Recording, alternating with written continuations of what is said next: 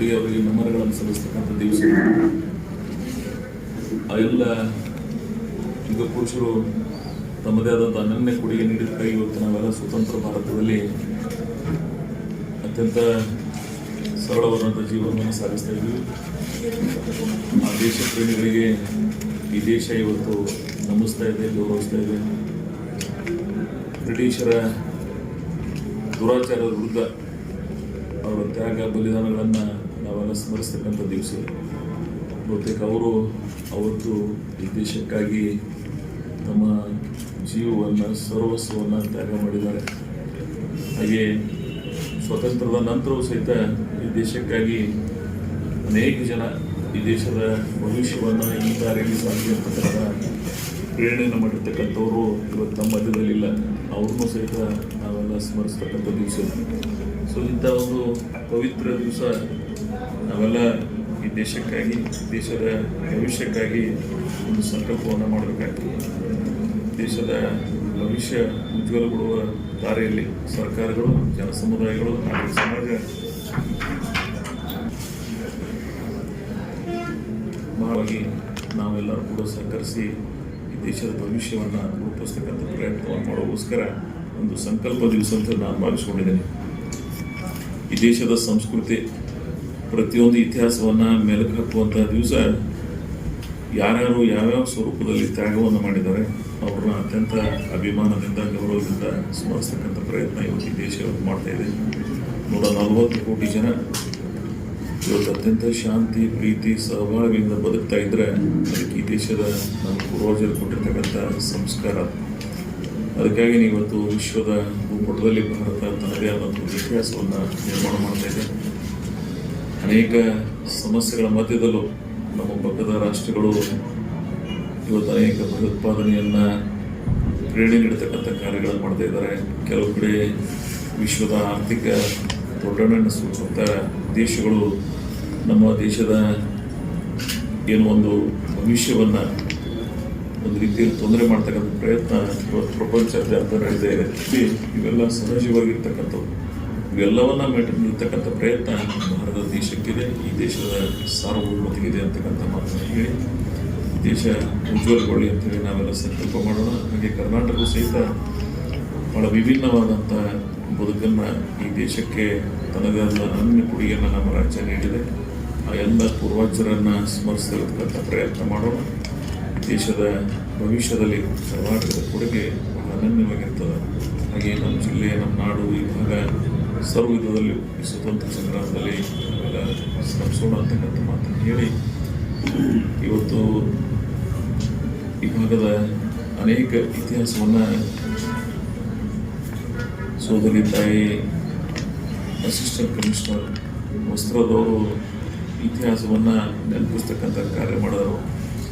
ಸುಭಾಷ್ ಚಂದ್ರ ಬೋಸನ್ನ, ಲಾಲ್ ಬಹದ್ದೂರ್ ಶಾಸ್ತ್ರಿ ಅವ್ರನ್ನ, ಹಾಗೆ ಅನೇಕ ಲಾಲಾಜಿ ರಜಪೂತ್ರ ಹಿಡಿದು ನಮ್ಮ ನಾಡಿನ ಅನೇಕ ಜನರನ್ನ ಮತ್ತು ಈ ಭಾಗದವ್ರನ್ನ.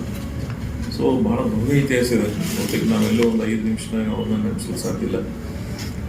100 ವರ್ಷಗಳ ಆ ಹೋರಾಟದ ಫಲವಾಗಿ ಗಾಂಧೀಜಿಯವರ ಶಾಂತಿಯ ವಿಚಾರದವರೊಂದಿಗೆ ಈ ದೇಶ ಸ್ವಾತಂತ್ರ್ಯ ಸಿಕ್ಕಿದೆ. ಸ್ವಾತಂತ್ರ್ಯದ ನಂತರ ಡಾಕ್ಟರ್ ಬಾಬಾ ಸಾಹೇಬ್ ಅಂಬೇಡ್ಕರ್ ಅವರ ಸಂವಿಧಾನದ ಸ್ಫೂರ್ತಿಯಾಗಿ ಬಹಳ ವಿಭಿನ್ನವಾದಂಥ ಬದುಕು ನಮ್ಮದಾಗಿದೆ. ನಾನು ವಿಶೇಷವಾಗಿ ಕಳೆದ 3, 4, 5, 6 ವಿಶ್ವದ ಹಿರಿಯಣ್ಣತೆ ಅನಿಸ್ಕೊತೀವಿ. ಅಮೇರಿಕಾದಂಥ ಬಾಸ್ಟನ್ದಲ್ಲಿ 26 ದೇಶಗಳ ಪ್ರತಿನಿಧಿಗಳನ್ನು ಕರೆದಿದ್ದರು. ಯಾವ ಯಶಸ್ವಿ ಪ್ರಜಾಪ್ರಭುತ್ವ ರಾಷ್ಟ್ರಗಳಿವೆ, ಯಶಸ್ವಿ ಪ್ರಜಾಪ್ರಭುತ್ವ ರಾಷ್ಟ್ರಗಳು ಈ ಪ್ರಪಂಚಕ್ಕೆ ತನ್ನದೇ ಆದಂಥ ಕೊಡುಗೆಗಳನ್ನು ನೀಡಿವೆ. ಮತ್ತು ಅಮೇರಿಕನೂ ಸಹಿತ 300 ವರ್ಷದ ಹಿಂದೆ ನಮ್ಮ ಹಾಗೆ ಬ್ರಿಟಿಷರಿಂದ ಸ್ವಾತಂತ್ರ್ಯಗೊಂಡಿರ್ತಕ್ಕಂಥ ರಾಷ್ಟ್ರ. ಅವರು ಈ 26 ರಾಷ್ಟ್ರಗಳ ಪ್ರತಿನಿಧಿಗಳನ್ನು ಒಂದು ವಿಚಾರ ಸಂಕಿರಣವನ್ನು ಭಾಳ ವಿಶಿಷ್ಟಪೂರ್ಣವಾದ ಕಾರ್ಯಕ್ರಮವನ್ನು ಆಯೋಜನೆ ಮಾಡಿಸಿದ್ರು. ನ್ಯಾಷನಲ್ ಲೆಜಿಸ್ಲೇಟಿವ್ ಕಾನ್ಫರೆನ್ಸ್ ಮುಖಾಂತರ ಆ ಒಂದು ಇದರಲ್ಲಿ ನಮ್ಮ ರಾಜ್ಯದ ವಿಧಾನಸಭೆ ಮತ್ತು ವಿಧಾನ ಪರಿಷತ್ನ ಸಭಾಧ್ಯಕ್ಷರುಗಳು, ಸದಸ್ಯರುಗಳು ಭಾಗವಹಿಸಿದ್ದೀವಿ.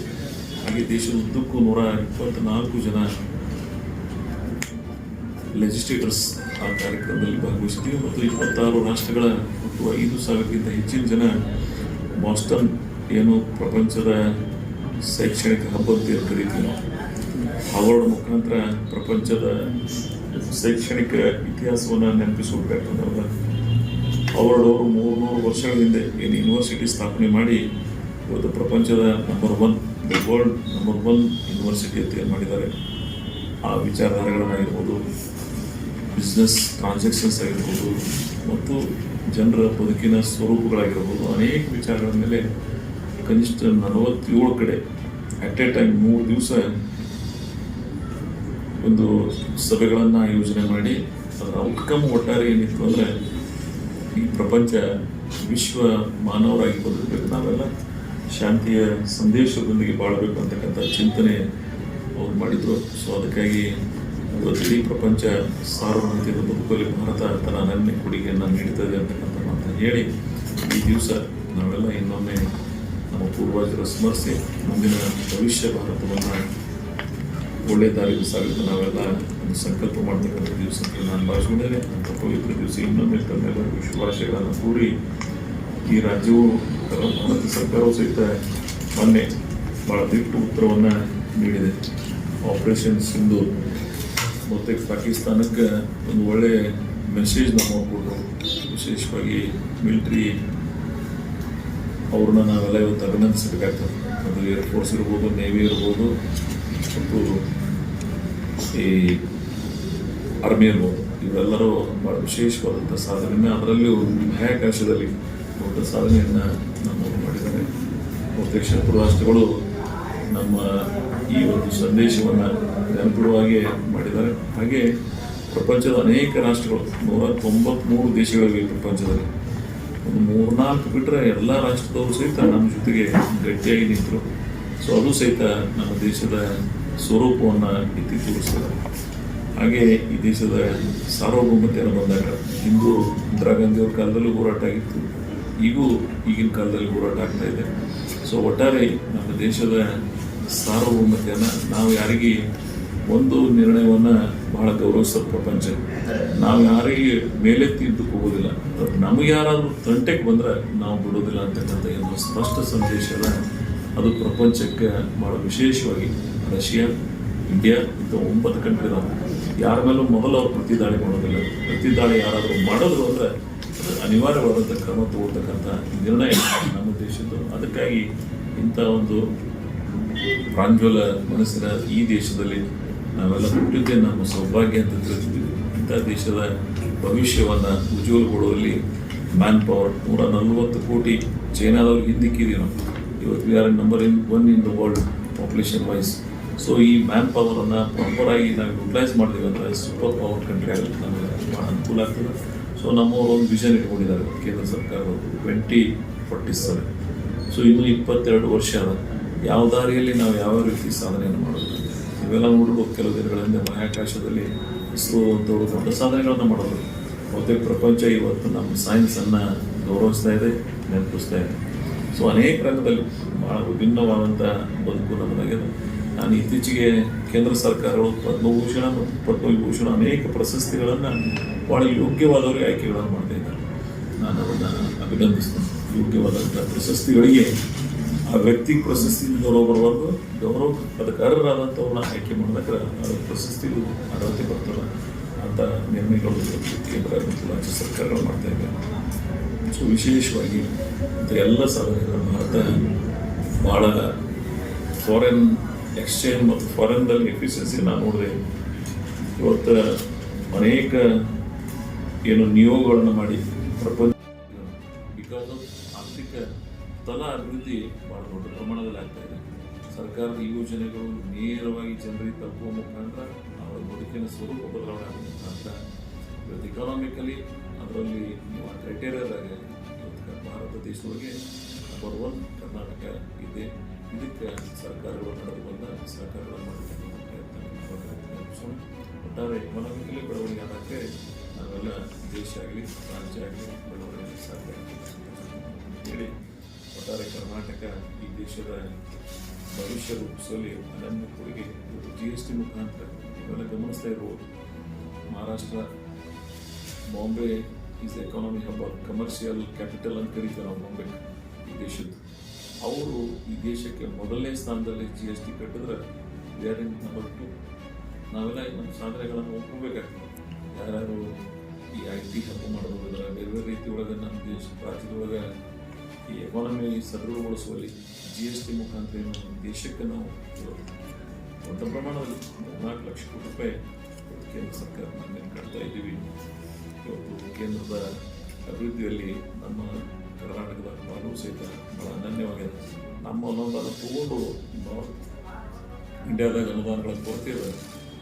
ಅಲ್ಲಿ ಈ ಡೆವಲಪ್ಮೆಂಟನ್ನು ಸಹಿತ ಉಪಯೋಗಿಸಿ ಈ ದೇಶದ ಅಭಿವೃದ್ಧಿಯನ್ನು ಮಾಡಿದ ಕೇಂದ್ರ ಸರ್ಕಾರ ಒಟ್ಟಾರೆ ಮಹತ್ವದ ಅಭಿವೃದ್ಧಿಯಲ್ಲಿ ಈ ರಾಜ್ಯಗಳ ವಿಶೇಷವಾಗಿ ಕರ್ನಾಟಕದ ಕೊಡುಗೆ ಇವತ್ತು ನಾವೆಲ್ಲ ನೆನಪಿಸಬೇಕಾಗ್ತದೆ.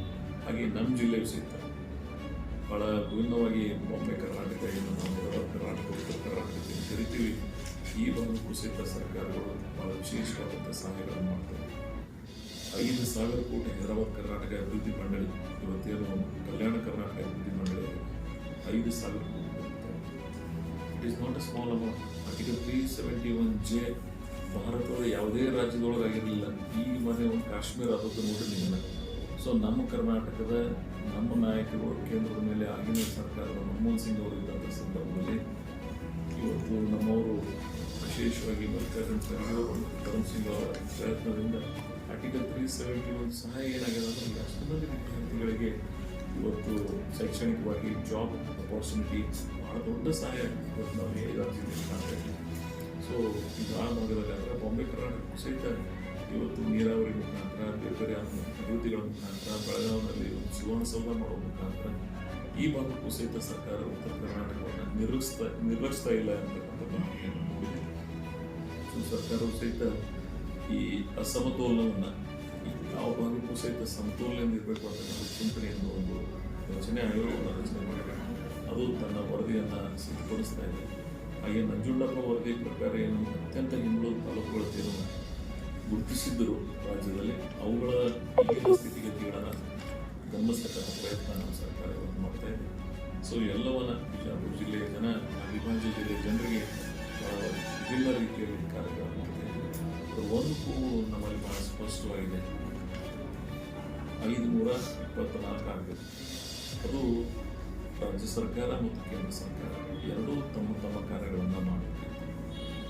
524 ಆಗಲಾರದೆ ನಮ್ಮ ಜಿಲ್ಲೆಯ 130 TMC ವಿಜೇಶ್ ಕುಮಾರ್ ಅವರ ಆಯೋಗದವರು ಏನು ನೀರನ್ನು ನಿಗದಿಪಡಿಸಿದ್ದಾರೆ. ಇದರಲ್ಲಿ 80 TMC ಬಿಜಾಪುರ ಜಿಲ್ಲೆಗೆ, 3 TMC ಬಾಗಲಕೋಟೆ ಮತ್ತು 130 TMC ಯಂತ್ರಪರೀಕ್ಷಾ ಪ್ರಾಜೆಕ್ಟ್ಗೆ ನಿಗದಿಪಡಿಸಿದ್ದಾರೆ. ಈ ಯೋಜನೆ ನೀರನ್ನು ಯುಟಿಲೈಸ್ ಮಾಡಬೇಕಾದ್ರೆ 524 ಆಗಿದೆ. ಸೊ 524 ಮಾಡಬೇಕಾದದ್ದು ಜವಾಬ್ದಾರಿ ಕೇಂದ್ರ ಸರ್ಕಾರ. ಪಕ್ಕದ ರಾಜ್ಯಗಳನ್ನು ತಗೊಂಡ್ಬಿಡ್ತವೆ. ಮೊದಲೇ ಆಂಧ್ರ ಮತ್ತು ತೆಲಂಗಾಣ ವಿಭಜನೆ ಆದ ನಂತರ ಅವರೊಂದು ವ್ಯಾಜ್ಯ ಉಳಿದ್ರು. ಇತ್ತೀಚೆಗೆ ಮಹಾರಾಷ್ಟ್ರ ಮುಖ್ಯಮಂತ್ರಿಗಳು ಹೊಸ ಸಮಸ್ಯೆಯನ್ನು ಕ್ರಿಯೇಟ್ ಮಾಡಿದ್ದಾರೆ. ಸಾಂಗ್ಲಿ, ಕೊಲ್ಹಾಪುರಕ್ಕೆ ಆಲ್ಮಟ್ಟಿಗೆ ನೀರಿನಿಂದ ನಮಗೆ ಫ್ಲಡ್ ಬರ್ತದೆ, ಯಾವ ಕಾಲಕ್ಕೂ ಮಾಡಬಾರ್ದು. ಸೊ ಇದಕ್ಕೂ ಫ್ಲಡ್ಗಳು ಬಂದವು. ನಮ್ಮ ಡ್ಯಾಮ್ ಇರ್ಲಾರ್ದಂಥ ಸಂದರ್ಭ ಸಹಿತ ವರದಿಯನ್ನು ಇವತ್ತು ಅವರಿಗೂ ಬರ್ತದೆ, ನಮ್ಮವರು ಅದನ್ನು ಸ್ಪಷ್ಟಪಡಿಸಿದ್ದಾರೆ. ಸೊ ಎಷ್ಟು ಡಿಲೇ ಆಗ್ತದೆ ಇಂಥ ಸಮಸ್ಯೆಗಳನ್ನು ಎದುರಿಸ್ತಾರೆ. ಸೊ ಕೇಂದ್ರ ಸರ್ಕಾರ ನಾವೆಲ್ಲ ಒತ್ತಾಯ ಮಾಡ್ತಾ ಇದ್ದೀವಿ. ನಮ್ಮ ರಾಜ್ಯ ಸರ್ಕಾರದ ಮುಖಾಂತರ ಈ ಭಾಗದ ಜನರ ಪರವಾಗಿ 524 ಸೊ ಸಂಸದರ ನಿಯೋಗ ಸಹಿತ ಕೇಂದ್ರದಲ್ಲಿ ಇವತ್ತು ಪ್ರಯತ್ನ ಮಾಡ್ತಾ ಇದ್ದಾರೆ. ಆ ನಿಯೋಗದವರ ಒತ್ತಾಯಕ್ಕೆ ಕೇಂದ್ರ ಸರ್ಕಾರವು ಸರ್ಕಾರ ಮಾಡ್ತೀವಿ. ಮತ್ತು ನಮ್ಮ ಮುಖ್ಯಮಂತ್ರಿಗಳು ಮತ್ತು ನಮ್ಮ ಸರ್ಕಾರ ಭಾಳ ಒತ್ತಾಯವನ್ನು ಮಾಡ್ತಾ ಇದೆ. 524 ನೀವು ಮಾಡೋದೇ ನಮಗೆ ಅನುಕೂಲ ಆಗ್ತದೆ. ಇಲ್ಲ ಅಂದರೆ ಈ ಯೋಜನೆಗಳ ಸಫಲತೆ ತಲುಪೋದಿಲ್ಲ ಅಂತಕ್ಕಂಥ ಪ್ರಾಮಾಣಿಕ ಸತ್ಯವನ್ನು ಮನವರಿಕೆ ಮಾಡೋದು ಕೇಂದ್ರ ಸರ್ಕಾರದ ಜವಾಬ್ದಾರಿ. ಮತ್ತು ಇಲ್ಲಿ ನಮ್ಮಲ್ಲಿ ಇನ್ನೊಂದಿಷ್ಟು ಹಳ್ಳಿಗಳು, ಇನ್ನೊಂದಿಷ್ಟು ಭೂಮಿಯನ್ನು ಮೂಲಕ ಅವ್ರಿಗೆ ಪರಿಹಾರ ಕೊಡ್ತಕ್ಕಂಥ ಕೆಲಸ ನಮ್ಮ ರಾಜ್ಯ ಸರ್ಕಾರ ಮಾಡಬೇಕಾಗ್ತದೆ. ಸೊ ಈ ವ್ಯಾಜ್ಯ ಸಮಸ್ಯೆ ಪರಿಹಾರ ಆಯಿತು ಅಂದರೆ ಇದು ರಾಷ್ಟ್ರೀಯ ಯೋಜನೆ ಮಾಡಲಿಕ್ಕೆ ಸಾಧ್ಯ ಆಗಿದೆ. ಇಲ್ಲಿಕಂದ್ರೆ ಇದು ನ್ಯಾಷನಲ್ ಪ್ರಾಜೆಕ್ಟ್ ಮಾಡೋಕ್ಕಾಗೋದಿಲ್ಲ. ನ್ಯಾಷನಲ್ ಪ್ರಾಜೆಕ್ಟ್ ಆಗಲಾರೇ ಈ ಯೋಜನೆ ಪೂರ್ಣಗೊಳಿಸಲಿಕ್ಕೆ ಸಾಧ್ಯ ಇಲ್ಲ. ಯಾಕಂದರೆ ಈ 79,000 ಕೋಟಿ ರೂಪಾಯಿ ಬೇಕು. ಯಾವ ರಾಜ್ಯ ಸರ್ಕಾರವೂ ಇದನ್ನು ಪರಿಹಾರ ಮಾಡೋಕ್ಕಾಗೋದಿಲ್ಲ. ಯಾವ ರೀತಿ ನೀವು ನರ್ಮದಾಕ್ಕೆ ಅವಕಾಶ ಮಾಡಿಕೊಟ್ಟಿದ್ದೀರಿ ಆ ರೀತಿ ಅಪಕೃಷ್ಣ ಪ್ರಾಜೆಕ್ಟ್ ಸಹಿತ ಮಾಡಿದ್ರೆ ಈ ಭಾಗದ ಜನರ ದಶಕಗಳ ಕನಸು ನನಸಾಗಲು ಸಾಧ್ಯ. ಅದರ ಒಟ್ಟಾರೆ ಈಗಿನ ಮಿತಿಯಲ್ಲಿ ಸಹಿತ ನಾವು ನ್ಯಾಷನಲ್ ವೇಸ್ಟ್ ಆಗಿ ರೈನಿ ಸೀಸನ್ದಾಗ ಏನು ನೀರು ಹರಿದೋಗ್ತಿತ್ತು ಅದನ್ನು ಪ್ರಾಮಾಣಿಕವಾಗಿ ಉಪಯೋಗಿಸ್ತಕ್ಕಂಥ ಪ್ರಯತ್ನ ಮಾಡ್ತಾ ಇದ್ದೀವಿ. ಅಪ್ಪರ್ ಕೃಷ್ಣ ಪ್ರಾಜೆಕ್ಟ್ನಲ್ಲಿ ಮೊದಲಿನ 9 ಯಾತ್ರೆಗಳ ಯೋಜನೆಗಳು, ಇತ್ತೀಚಿನ 4 ಯೋಜನೆಗಳು ಕೂಡಿ ಇಡೀ ಈ ಒಂದು ದೊಡ್ಡ ಪ್ರಮಾಣದಲ್ಲಿ ನಾವು ನೀರಿನ ಸರಬರಾಜು ಮಾಡ್ತಾ ಇದ್ದೀವಿ. ಸೊ ನಮ್ಮ ಜಿಲ್ಲೆ ಈ ನೀರು ಸಂಪೂರ್ಣ ಬಂದಿನ ನಮ್ಮ ಕೈಗಿಡೋರು ಯಾರಿಲ್ಲ, ಅಷ್ಟು ದೊಡ್ಡ ಪ್ರಮಾಣದಲ್ಲಿ ನೀರಾವರಿ ನಮ್ಮ ಜಿಲ್ಲೆಯಲ್ಲಾಗ್ತದೆ. ವಿಶೇಷವಾಗಿ ಹಾರ್ಟಿಕಲ್ಚರ್ ಜಿಲ್ಲೆ ದ್ರಾಕ್ಷಿ, ದಾಳಿಂಬೆ, ನಿಂಬೆ ಭಾಳ ದೊಡ್ಡ ಪ್ರಮಾಣದಲ್ಲಿ ಬೆಳಿತೀವಿ, ಕಬ್ಬು. ಸೊ ಈ ಭಾಗದ ರೈತರಿಗೆ ಮತ್ತೊಂದಿಷ್ಟು ವಾಣಿಜ್ಯ ಬೆಳೆಗಳು, ತೊಗರಿ, ಹತ್ತಿ, ಸೂರ್ಯಪಾನ, ಬೇರೆ ಬೇರೆ ಬೆಳೆಗಳು ಸಹಿತ ನಾವು ಬೆಳಿತೀವಿ. ನಮ್ಮ ರೈತರ ಬದುಕು ಬದಲಾವಣೆ ಈ ಯೋಜನೆ ಸಹಕಾರಿ ಆಗುತ್ತೆ. ಅದರಲ್ಲಿ ವಿಶೇಷವಾಗಿ 100% ಇರಿಗೇಷನ್ ಎಲ್ಲಿಯೂ ಆಗೋದಿಲ್ಲ. ಅದಕ್ಕೆ ನಾವೆಲ್ಲ ಸಹಕರಿಸಬೇಕಾಗ್ತದೆ. ಎಲ್ಲಿ ಗ್ರಾವಿಟಿ ಅವಕಾಶಗಳಿರ್ತಾವ, ಸೈಂಟಿಫಿಕ್ ಆಗಿ ಎಲ್ಲಿ ಮಾಡ್ಲಿಕ್ಕೆ ನಮಗೆ ಅವಕಾಶ ಇರ್ತಾವೆ ಅಲ್ಲ ಯೋಜನೆಗಳನ್ನ ಮಾಡಬೇಕಾಗ್ತದೆ. ಸೊ 100% ಇರಿಗೇಷನ್ ಮಾಡ್ಲಿಕ್ಕೆ ಯಾರಿಂದಲೇ ಸಾಧ್ಯ? ಅಪ್ಪರ್ ಕೃಷ್ಣ ಪ್ರಾಜೆಕ್ಟ್ನ 7 ಜಿಲ್ಲೆ 100% ಇರಿಗೇಷನ್ ಮಾಡ್ಲಿಕ್ಕೆ ಯಾರಿಂದಲೇ ಸಾಧ್ಯ? ಎಲ್ಲಿ ಸ್ಕೀಮ್ಗಳನ್ನು ಇಂಪ್ಲಿಮೆಂಟ್ ಮಾಡ್ತೀವಿ, ಎಲ್ಲಿ ಗ್ರಾವಿಟಿ ನಮಗೆ ಅವಕಾಶ ಮಾಡಿಕೊಡ್ತದೆ, ಎಲ್ಲಿ ಅದಲ್ಲ ಅವಕಾಶಗಳನ್ನು ಉಪಯೋಗಿಸ್ಕೊಂಡು ನಾವು ಯೋಜನೆಗಳನ್ನು ರೂಪಿಸಬೇಕಾಗ್ತದೆ. ಸೊ ರೇವಣಸಿದ್ದೇಶ್ವರ ಯಾತ್ರೆ ಅವರ ಯೋಜನೆ ನಿನ್ನೆ ನಾನು ಮಾಡೋದು ಈ ಸರ್ಕಾರದಿಂದ ಅಲ್ಲ. ನಾನೇ ಹೇಳಿನಲ್ಲ, ಸಮ್ಮಿಶ್ರ ಸರ್ಕಾರದಾಗ 2018-19 ಅದನ್ನು ಸಸಿ ನೆಟ್ಟಿದ್ದೀವಿ ನಾವು. ಅವತ್ತು ಬಜೆಟ್ ಅನ್ನಂಗೆ ಹಾಕಿದ್ದು, ಈಗ ಅದು ಕಾರ್ಯಗತ ಕೊಡ್ತಾ ಇದೆ. ಈಗ ಪ್ರಾರಂಭ ಆಗಿದೆ, ನಾಳೆ ಮುಗಿದೇ ಬಿಡಂಗಿಲ್ಲ. ಆದರೆ ಯೋಜನೆ ಪ್ರಾರಂಭ ಆಗಿದೆ, ಒಂದು ಹಂತಕ್ಕೆ ಮುಗಿಲಿಕ್ಕೆ ಅನುಕೂಲ ಆಗಿದೆ. ಅಪ್ಪರ್ ಕೃಷ್ಣ ಪ್ರಾಜೆಕ್ಟ್ 64 ಪ್ರಾರಂಭ ಆಗಿದೆ. ಇವತ್ತಿಗೂ ಎಷ್ಟು ವರ್ಷ ಆಯ್ತು? 61 ವರ್ಷ ಆಯ್ತು. ಆಗ್ತದೆ, ಕಂಟಿನ್ಯೂವೇಷನ್ ಇರ್ತದೆ. ಯಾವುದೇ ಗೌರ್ಮೆಂಟ್ ಸ್ಕೀಮ್ಗಳು ಒಮ್ಮೆ ಸ್ಟಾರ್ಟ್ ಆಯ್ತು ಅಂದ್ರೆ ಸ್ಪಿಲ್ ಓವರ್ ಆಗ್ತದೆ, ಕಂಟಿನ್ಯೂವೇಷನ್ ಬೆಳೀತದೆ. ಸೊ ಆ ದೃಷ್ಟಿಯೊಳಗೆ ಇವತ್ತು ರೇವಣಸಿದ್ದೇಶ್ವರ ಯಾತ್ರೆ ಯೋಜನೆ ನಮ್ಮ ಭಾಗಕ್ಕೆ ಒಂದು ಅನುಕೂಲ ಆಗ್ತದೆ. 28,000 ಹೆಕ್ಟರ್ 21,000 ಹೆಕ್ಟರ್ ಇಂಡಿ ವಿಧಾನಸಭಾ ಕ್ಷೇತ್ರಕ್ಕೆ, ಚರ್ಚಾಣಕ್ಕೆ ಏನೋ 4 ವಿಧಾನಸಭಾ ಕ್ಷೇತ್ರದ ಅಲ್ಲಿ 7,000 ಹೆಕ್ಟರ್ಗೆ ನೀರಾವರಿ ಆಗ್ತದೆ. ಸೊ ಅಲ್ಲಿ ಆ ಪ್ರದೇಶಕ್ಕೆ ಇಂಡಿ ಮೊದಲಿನ ತಾಲೂಕರ ಪ್ರಕಾರ 140 ವಿಲೇಜಸ್ ಕೊಂಡು ಚರ್ಚಾಣ ತಾಲೂಕು, ಇದೊಂದು 80 ವಿಲೇಜಸ್ ಇದು. ಸೊ ಇದಕ್ಕೆ 2 ಭಾಗದಷ್ಟು ನೀರಾವರಿ, ಅದಕ್ಕೆ 1 ಭಾಗದಷ್ಟು ನೀರಾವರಿ ಮಾಡೋದು ಸೈಂಟಿಫಿಕ್ ಆಗಿ ಮಾಡಿದ್ದೀವಿ ನಾವು. ಸೊ ಅದನ್ನು ಮುಂದಿನ ದಿನದಾಗ ಎಲ್ಲರಿಗೂ ಅನುಕೂಲ ಮಾಡ್ತಕ್ಕಂಥ ಪ್ರಯತ್ನ ಮಾಡೋದು. ಇದು ಕೆರೆ ತುಂಬ, ಇಲ್ಲಿ ಕೆರೆಗಳನ್ನು ಮೊದಲ ಕಡೆ ತುಂಬಿದ್ದಾರೆ. ಈಗ ನಮಗೆ ಈ ವರ್ಷ 19 ಕೆರೆಗಳು ತುಂಬಿದ್ದೀವಿ. ಅದಕ್ಕಿಂತ ಮೊದಲು ಒಂದು 4 ತುಂಬಿದ್ದೀವಿ. ನಿಂಬೋತು, ತಡವಲ್ಗ, ಅತರ್ಗ, ಅಂಚಿಗಿ, ನಿಂಬಾಳ.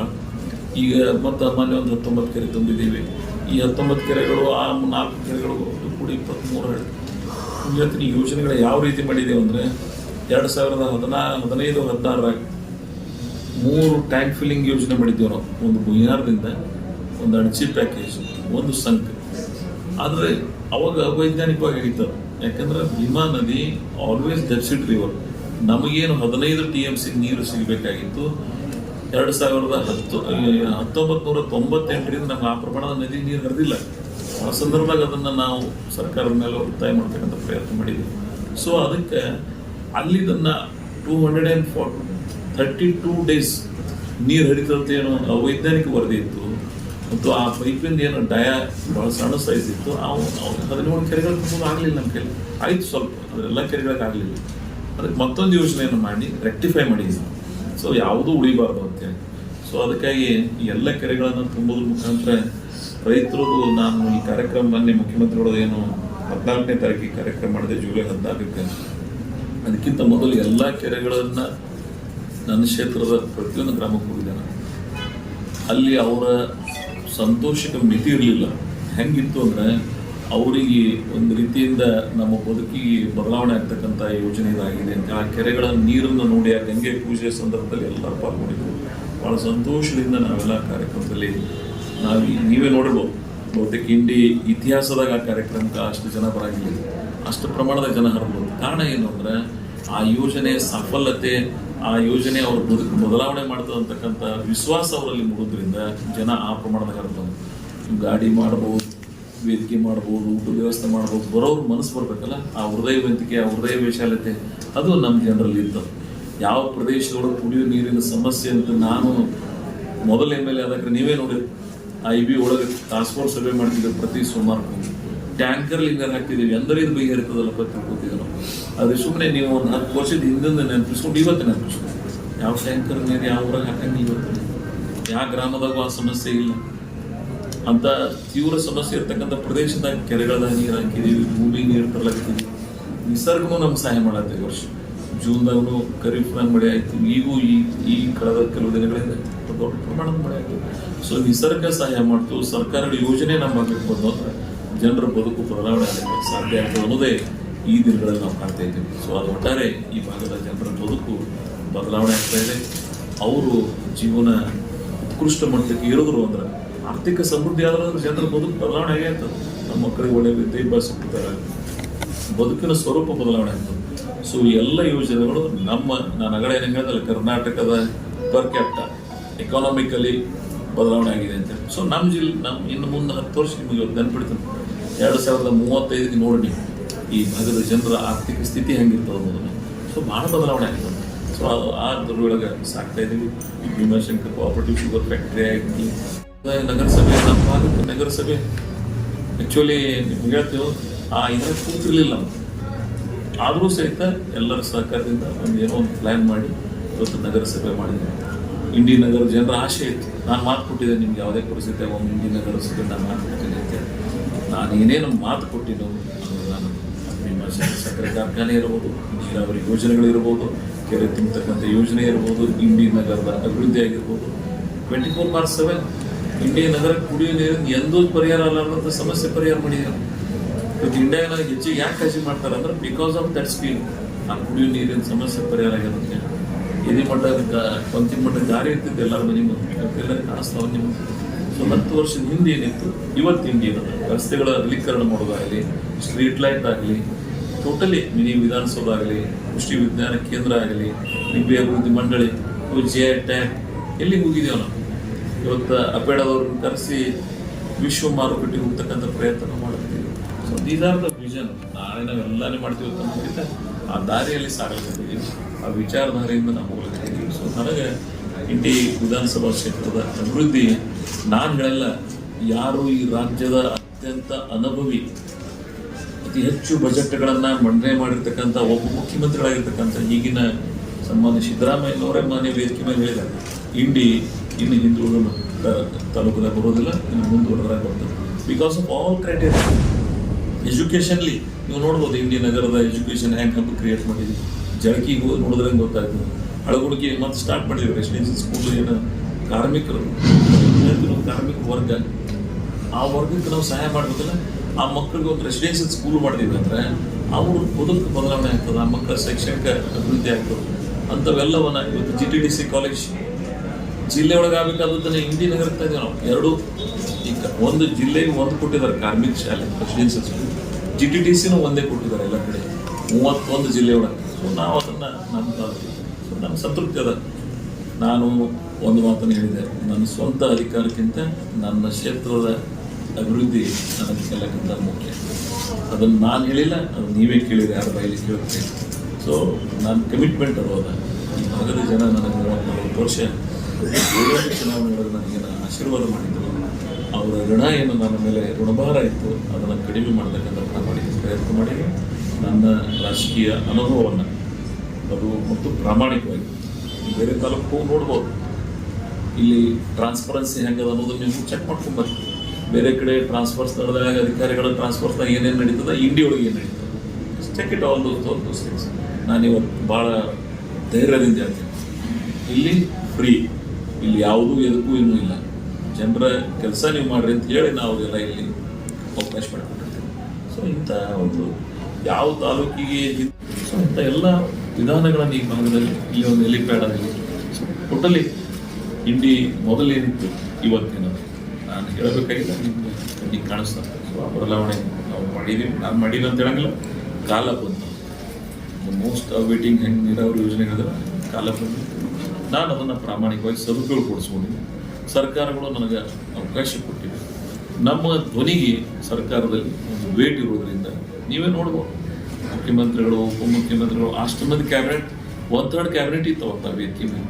ಎಲ್ಲರೇ ಯಾವ ಕಾರ್ಯಕ್ರಮ ಆಗ್ತಾವೆ. ಸೊ ನೀವು ಎಲ್ಲರೂ ಕೂಡ ಹೆಂಗೆ ಇಟ್ಕೋತೀರಿ ರಿಲೇಷನ್ಸ್ ಅನ್ನೋದ್ರ ಮೇಲೆ ಇವೆಲ್ಲ ನಿಮ್ಗೆ ಆ ಮೆಸೇಜ್ ಪಾಸ್ ಆಗ್ತವೆ. ಸೊ ಅದನ್ನು ನಾನು ಕ್ಲಾರಿಫೈ ಮಾಡಿದ್ದೀನಿ. ಮತ್ತು ಅಂತಾರಾಜ್ಯದ ರಾಜಕಾರಣನೂ ಸಹಿತ ಇದೆ. ಮಹಾರಾಷ್ಟ್ರದ ಜೊತೆಗೆ ಸಂವಾದದಂತೆ ಇದ್ದಿದ್ದೇವೆ ನಾವು. ಆ ಭಾಗದ ಶಾಸಕರುಗಳು ನನ್ನ ಗೆಳೆಯರದಾರ, ನನ್ನ ಆತ್ಮೀಯರದಾರ. ಅಲ್ಲಿಯೂ ಸಹಿತ ಭೀಮಾ ನದಿಗೆ ಮೊದಲು ನೀರು ಬರ್ತಿರ್ಲಿಲ್ಲ. ಸೊ ಅವ್ರು ಯಾವುದೇ ಪಕ್ಷದವ್ರಿರಲಿ ನನ್ನ ಜೊತೆ ಒಳ್ಳೆ ರಿಲೇಷನ್ ಇರೋದ್ರಿಂದ ಭೀಮಾ ನದಿಗಳು ಅವಾಗ ನೀರು ಹರಿಸಿದ್ರು. ಸೊ ಟೋಟಲಿ ಈ ಭಾಗದೊಳಗೆ ಏನು ಅವಶ್ಯಕತೆಗಳಿದ್ದು ಯಾವನ್ನ ಯಾವ ರೀತಿ ಮಾಡಬೇಕು ಅಂತಕ್ಕಂಥ ಭಾಳ ಪ್ರಾಂಜುವಲ್ ಮನಸ್ಸಿನಿಂದ ಮಾಡಿದ್ವಿ.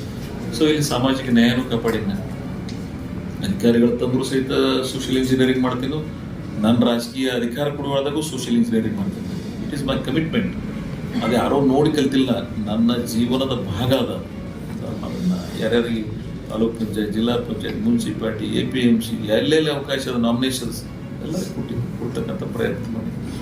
ಜಿಲ್ಲೆ ಗ್ಯಾರಂಟಿ ಇಡೀ ಕರ್ನಾಟಕದ ಯಾರು ಮೈನಾರಿಟಿಗೆ ಮಾಡಿದ್ರು. ಆ್ಯಂಡ್ ದ ಓನ್ಲಿ ಮ್ಯಾನ್ ಇಡೀ ಕರ್ನಾಟಕದ ಜಿಲ್ಲಾ ಗ್ಯಾರಂಟಿ ಸಮಿತಿಗೆ ಅಧ್ಯಕ್ಷರನ್ನು ಮಾಡಿರ್ತಕ್ಕಂಥ ಅದು ಒಬ್ಬ ಮೈನಾರಿಟಿ ಅವ್ರಿಗೆ ಮಾಡಿದ್ರು. ಅದು ಇಂಡಿ ತಾಲೂಕು. ಒಬ್ಬ ದಲಿತರಿಗೆ ಸಿನೆಟ್ ಮೆಂಬರ್. ಇವತ್ತು ರಾಣಿ ಚೆನ್ನಮ್ಮಯ್ಯನು ಇದು ನಮ್ಮ ಮಹಿಳಾ ವಿಶ್ವವಿದ್ಯಾಲಯದ ಮಹಿಳಾ ವಿಶ್ವವಿದ್ಯಾಲಯಕ್ಕೆ ಒಬ್ಬ ದಲಿತ ಪ್ರೊಫೆಸರ್ನ ನಾವು ಸಿನೆಟ್ ಮೆಂಬರ್ ಮಾಡಿದ್ವಿ. ಯಾರು ಇವೆಲ್ಲ ಸೋಷಿಯಲ್ ಇಂಜಿನಿಯರಿಂಗ್ ಮಾಡಿದ್ದೇವೆ ಇಲ್ಲಿ ನಾವು ಈ ತಾಲೂಕಿಗೆ ಗಮನಿಸ್ಬೇಕಾಗ್ತದೆ.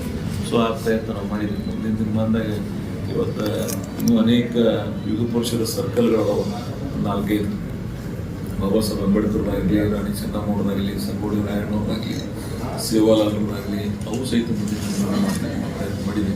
ಸೊ ಈಗಾಗಲೇ ಕೆಲವು ಸ್ಮಾಲ್ ಸ್ಕೇಲ್ ಇಂಡಸ್ಟ್ರಿ ಅಲ್ಲೇ ಯಾಕೆ ಅದನ್ನು ಮಾಡಿಲ್ಲ ಅಂದರೆ ಬ್ರಾಡ್ಗೇಜ್ ಅದು ರೈಲ್ವೇದಿಂದ ರಾ ಮಟೀರಿಯಲ್ ತಂದ್ರೆ ಅಂದ್ರೆ ಅವ್ರಿಗೆ ಡೆವಲಪ್ಮೆಂಟ್ ಮಾಡ್ಲಿಕ್ಕಂತ ಆ ಕಡೆ ಒಂದು ನ್ಯಾಷನಲ್ ಹೈವೇ ಆಗತ್ತೆ, ಇಲ್ಲೊಂದು ನ್ಯಾಷನಲ್ ಹೈವೇ ಆಗ್ಲತ್ತದ. ಸೊ ಬೇಸಿಕ್ ಇನ್ಫ್ರಾಸ್ಟ್ರಕ್ಚರ್ಸ್ ಕ್ರಿಯೇಟ್ ಮಾಡ್ಲಾಕತ್ತೀವಿ. ನಾನು ಭಾಳ ಜನ ಹೇಳಿದ್ನ ಈ ಜಿಲ್ಲೆ ಇದು ಒಂದು ದಿವಸ ಜಿಲ್ಲೆ ಮಾಡ್ತಕ್ಕಂಥ ವಾತಾವರಣ ಸೃಷ್ಟಿ ಮಾಡ್ಲಾಕತ್ತೀವಿ. ಅದರ ಅಗತ್ಯತೆಗಳನ್ನು ಪೂರೈಸ್ಲಾಕತ್ತೀವಿ. ಮುಂದಿನ ದಿನ ಆಗ್ತದೆ ಹೇಳಂಗಿಲ್ಲ. ಅದು ಎಂದು ಆಗ್ತದೆ ದಿಸ್ ಆಲ್ ಕ್ರೈಟೇರಿಯಾ ಮಸ್ಟ್ ಅವತ್ತು ಅವ್ರಿಗೆ ಅನುಕೂಲ ಆಗ್ತದೆ.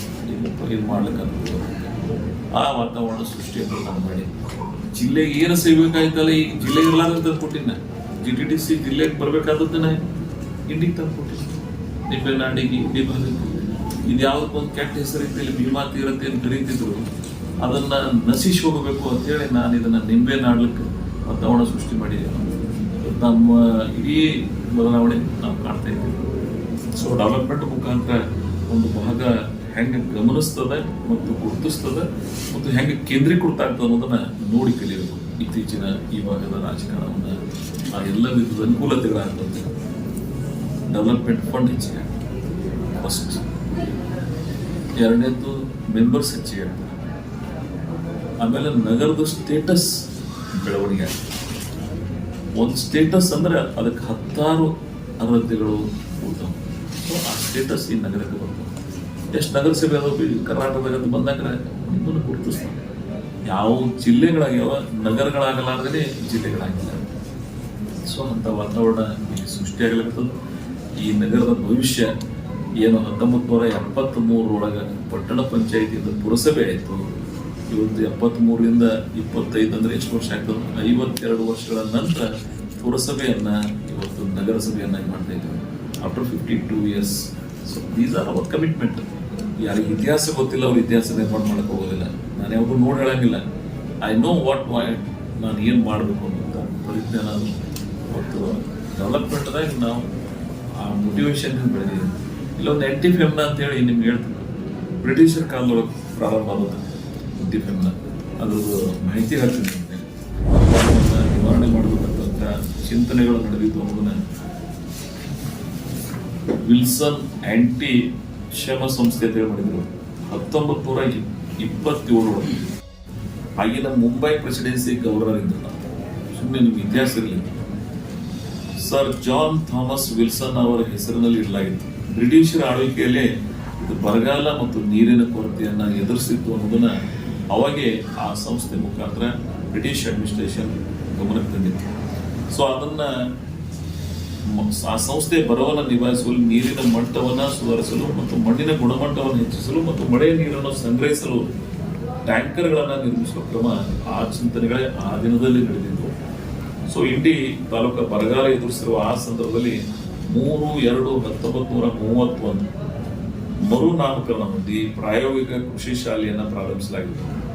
58ರಾಗ ಜಿಲ್ಲೆಯ ಸಮರ್ಥ ತೋಟಗಾರಿಕೆ ಅಭಿವೃದ್ಧಿ, ಬೆಟರ್ ಡೆವಲಪ್ಮೆಂಟ್ ಆಫ್ ಹಾರ್ಟಿಕಲ್ಚರ್. ಇಂಡಿ ತೋಟಗಾರಿಕೆ ಕ್ಷೇತ್ರದ ಸರ್ವೆ ನಂಬರ್ 1918 ಅಲ್ಲಿ 13.17 ಎಕರೆ, 918ರಲ್ಲಿ 5.9 ಎಕರೆ ಕ್ಷೇತ್ರದಲ್ಲಿ ತೋಟಗಾರಿಕೆ ಬಹುಮುಖ ಅಭಿವೃದ್ಧಿ ಅಧ್ಯಕ್ಷರು ಜಿಲ್ಲಾಧಿಕಾರಿಗಳ ಬರಗಾಲ ನಿವಾರಣಾ ಸಂಸ್ಥೆ Vijapur, president Wilson anti Femina ಸಂಸ್ಥೆ ವಿಜಾಪುರ ಒಳಗೆ ಸಮರ್ಥ ತೋಟಗಾರಿಕೆ ಅಭಿವೃದ್ಧಿ ಜಮೀನನ್ನ ತೋಟಗಾರಿಕೆ ಇಲಾಖೆಗೆ ಹಸ್ತಾಂತರಿಸಲಾಗಿದೆ. ತೋಟಗಾರಿಕೆ ಇಲಾಖೆ 1958ರಿಂದ 2009ರವರೆಗೆ 51 ವರ್ಷಗಳ ಕಾಲ ಜಮೀನನ್ನು ಸುತ್ತದಲ್ಲಿದೆ. ಸೊ ಇದನ್ನ ಗಮನಕ್ಕೆ ತಂದು ಸರ್ಕಾರದ ಗಮನ ಸೆಳೆದು ಇವತ್ತು ಬದಲಾವಣೆ ಮಾಡ್ತಿದೆ.